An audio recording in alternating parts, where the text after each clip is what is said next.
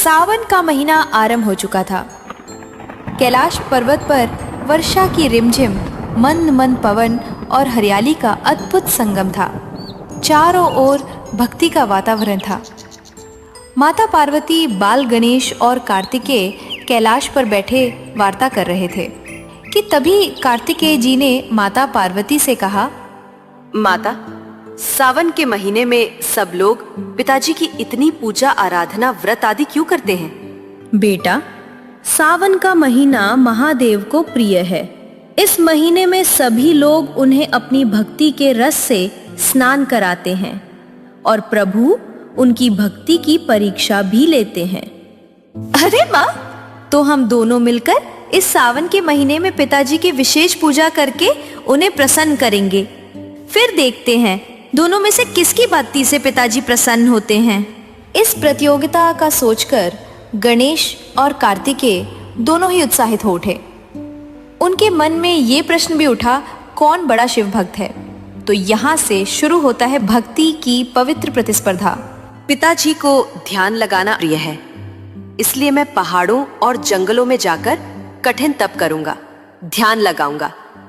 ये सुनकर गणेश कुछ सोचने लगे और फिर मुस्कुरा के बोले, मैं घर पर रहकर सेवा और प्रेम से पिताजी की पूजा करूंगा, क्योंकि भक्ति में भाव मुख्य होता है, स्थान नहीं।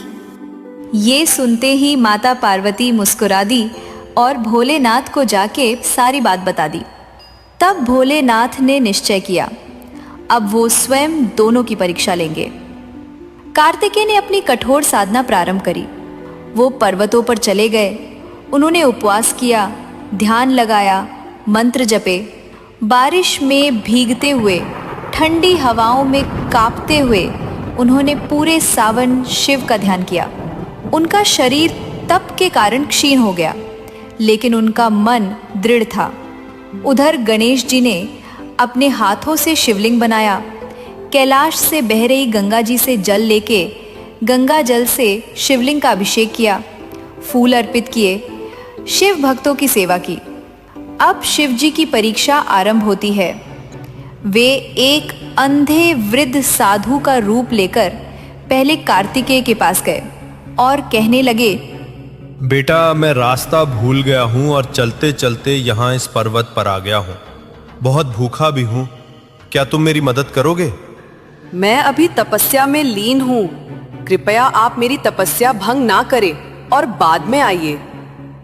फिर शिव जी वही वेश धारण कर गणेश जी के पास पहुंचे और उन्हें यही बात कही। तब गणेश जी तुरंत अपनी पूजा छोड़ के खड़े हो गए, उन्हें बैठाया, जल पिलाया, खाना खिलाया और खुद उन्हें उनकी मंजिल तक ले गए।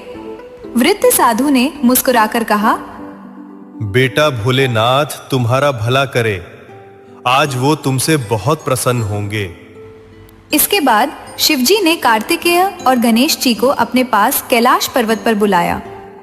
दोनों ने अपने पिता के चरणों में प्रणाम किया। शिवजी बोले, कार्तिकेय, तुम्हारा तप महान है। गणेश, तुम्हारी सेवा अनुपम है। भक्ति में न तप बड़ा होता है, न पूजा, बल्कि भाव, करुणा और समर्पण ही सच्ची भक्ति है। ऐसा कह के शिवजी ने दोनों पुत्रों को गले से लगा लिया